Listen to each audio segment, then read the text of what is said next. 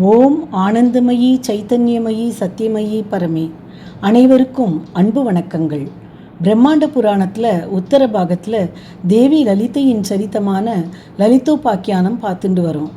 பண்டாசுரனால் தேவர்களின் யாகத்தை தடுக்க முடியாதபடிக்கு அம்பிகை ஒரு மாயக்கோட்டையை அமைத்தாள் என்று பார்த்தோம். இருப்பினும் தேவர்கள் இன்னும் லலிதை தோன்றவில்லையே, என்ன செய்வது என திகைத்தனர். சிவபெருமான் தேவர்களை நோக்கி, இனியும் நாம் செய்வதற்கு ஒன்றுமில்லை, பராசக்தியை பரிபூர்ணமாக சரணடைவோம், இந்த மகா யாகத்தில் நம்மையே பூர்ணாகுதியாக அர்ப்பணிப்போம் என்று கூற, எல்லோரும் சரணாகதி நிலையை அடைந்து ஒவ்வொருவராக தங்களையே யாகத்தில் அர்ப்பணித்தார்கள். இப்படிப்பட்ட பரிபூர்ண சரணாகதி அன்றோ அம்பிகை எதிர்பார்த்தது. அடுத்த கணமே யாக குண்டத்திலிருந்து ஓர் ஒப்பற்ற தேஜஸ் தோன்றியது. லலிதா சகஸ்ரநாமத்தில் வரும் மந்திரங்கள் எல்லாமே இந்த நிகழ்வுகளை பிரதிபலிப்பவைதாம். சிதக்னி குண்ட சம்பூதா தேவகாரிய சமுத்தியதா என்பதாய் யாக குண்டத்திலிருந்து தேவர்களின் வேண்டுதலுக்காக ஆயிரம் சூரியர்களின் பிரகாசத்தோடும் சந்திரனின் குளிர்ச்சியோடும் அந்த தேஜஸ் இருந்தது. அந்த பிரகாசத்தின் இடையே ஒரு சக்கரம் தோன்றியது. அந்த சக்கரத்தின் நடுவே சிருஷ்டி சக்கரத்தை நடத்துபவளும் பிரம்மா விஷ்ணு ருத்ரஸ்வரூபிணி ஆனவளும் உத்யத்பானு சகஸ்ராபா என்று உதிக்கின்ற சூரியனுக்கும் மேலான காந்தியுடையவளாய் பேரழகுடன் லலிதை தோன்றினாள். பரிபூர்ண அழகுடையவளும் செம்பருத்தி பூ நிறமுடையவளும் மாதுளை முத்துக்களின் நிறத்தில் வஸ்திரமணிந்தவளும் கருணா தரங்கிதாட்சியும் என்பதாய் கருணை ததும்பும் கடைக்கண்களை உடையவளும் சதுர்பாகு சமன்விதா என்று 4 கைகளில் பாசம், அங்குஷம், புஷ்பபானம் மற்றும் கரும்பு வில் ஏந்தியவளாய் 16 வயதுடைய குமரி போன்று மகாதேவி தோன்றினாள்.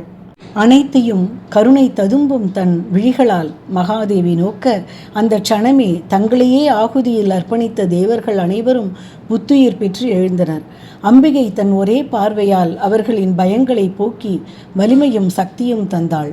தேவர்கள் லலிதாஸ்தவ ராஜ்யம் என்ற துதியால் அம்பிகையை துதித்தனர். தேவி ஜெகன்மாதாவே, பரவஸ்துவிலும் பரமானவளே, மங்கள வடிவானவளே, காமகலா ஸ்வரூபிணியே, நின்னை போற்றி வணங்குகிறோம். பராசக்தியாக, பரபிரம்மமாக, பரமானந்தமாக திகழும் நின்னை போற்றி வணங்குகிறோம் என்று 28 ஸ்லோகங்கள் கொண்ட லலிதாஸ்தவ ராஜ்யம் என்ற துதியால் அன்னையை போற்றுகின்றனர். தேவியும் இந்த ஸ்தவராஜத்தால் யார் என்னை பக்தியுடன் பாராயணம் செய்கிறார்களோ அவர்கள் செல்வம், புகழ், ஞானம் ஆகியவற்றை அடைந்து நோயில்லாமல் நீண்ட ஆயுளுடன் வாழ்வார்கள் என வரமளித்தாள். அப்படிப்பட்ட அற்புதமான லலிதாஸ்தவராஜ ஸ்துதியுடன் இன்றைய பதிவை நிறைவு செய்வோம். ஜெய தேவி ஜெகன்மாதர், ஜெய தேவி பராத்பரே, ஜெய கல்யாண நிலையே, ஜெய காமகலாத்மிகே, ஜெய காரிச்ச வாமாக்ஷி, ஜெய காமாக்ஷி சுந்தரி, ஜெயாகில சுராராத்யே, ஜெய காமேஷி மானதே, ஜெய பிரம்மமயே தேவி பிரம்மாத்மக ரசாத்மிகே, ஜெய நாராயணீ பரே நந்திதாசேஷவிஷ்டபே, ஜெய ஸ்ரீகண்டதைதே, ஜெய ஸ்ரீலலிதேம்பிகே, ஜெய ஸ்ரீ விஜயே தேவி விஜயஸ்ரீ சம்ருதிதே, ஜாதஸ்ய ஜாயமானஸ்ய இஷ்டாபூர்த்தஸ்ய ஹேதவே, நமஸ்தஸ்யை த்ரிஜகதாம் பாலயித்ரை பராத்பரே, கலாமுகூர்த்த காஷ்டாஹர் மாசர்த்து சரதாத்மனே, நமः சஹஸ்ரசீர்ஷாயை சஹஸ்ரமுகலோச்சனே, நமः சஹஸ்ரஹஸ்தாப்ஜ பாதபங்கஜ சோபிதே, அணோரணுதரே தேவி மகதோபி மஹீயசி, பராத்பரதரே மாதஸ் தேஜஸ்தேஜீயசாமபி, அத்தலம் து பவேத் பாதௌ விதலம் ஜானுனி தவ, ரசாதலம் கடீதேஷ குக்ஷிஸ்தே தரணி பவேத், ஹிருதயம் து புவர்லோக ஸ்வஸ்தே முகமுதாஹ்ருதம், त्रिशश्चन्द्रार्कदहना दिशस्ते बाहवोऽम्बिके मरुतस्तु तवोच्छ्वासा वाचस्ते श्रुतयो किलाः क्रीडाते लोकरचना सखा ते चिन्मयशिवः आहारस्ते सदानन्दो वासस्ते हृदये सदा दृश्यादृश्यस्वरूपाणि रूपाणि भुवनानि ते शिरोरुहागणास्ते तु तारका कुसुमानि ते धर्माद्या बाहवस्ते स्युरधर्माद्यायुधानि ते यमाश्च नियमाश्चैव करपादरुहास्तथा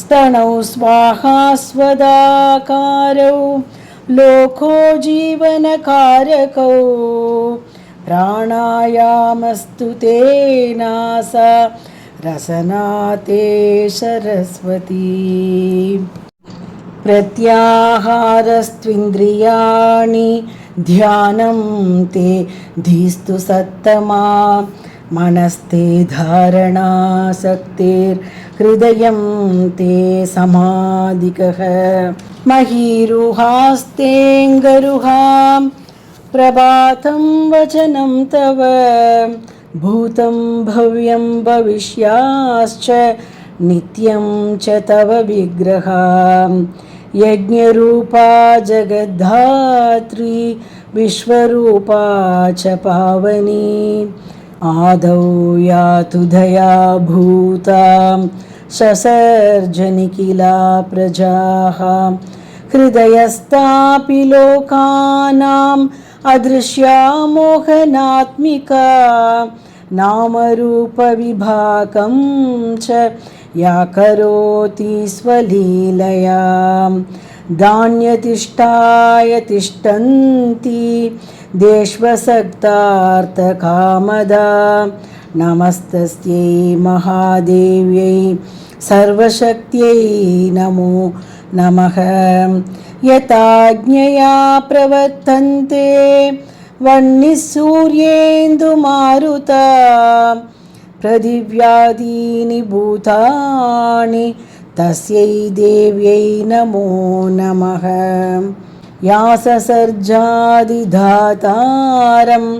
सर्गादावादि भूरिदं दधार स्वयमेवैका तस्यै देव्यै नमो नमः यथा धृता तु धरणी यया आकाशद्यामे मया यस्यामुदेति सविता तस्यै देव्यै नमो नमः यत्रोदेति जगत्कृत्स्नं यत्र तिष्ठति निर्भरं यत्रान्तमेति काले तु तस्यै देव्यै नमो नमः नमो नमस्ते रजसे भवायै नमो नमः सात्विकं स्थितायै नमो नमस्ते तमसे हरायै नमो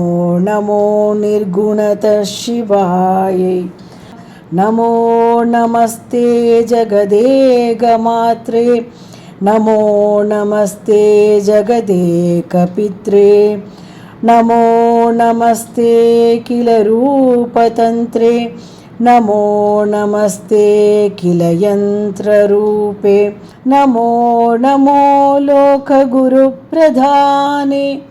नमो नमस्ते किल वाग्विभूत्यै नमोऽस्तु लक्ष्मी जगतेकतुष्ट्यै नमो नमः साम्भवी सर्वशक्त्यै अनादिमध्यान्तमपाञ्चभौतिकं ह्यवाङ्मनोगं यमतर्क्यवैभवम् अरूपमत्वमदृष्टिगोचरं प्रभावमह्यं कथमम्बवं यते प्रसीद विश्वेश्वरि विश्ववन्दिते प्रसीद विद्येश्वरि वेदरूपिणी प्रसीद मायामयि मन्त्रविग्रहे प्रसीद सर्वेश्वरि सर्वरूपिणी इति श्रीललितास्तवराजः सम्पूर्णः।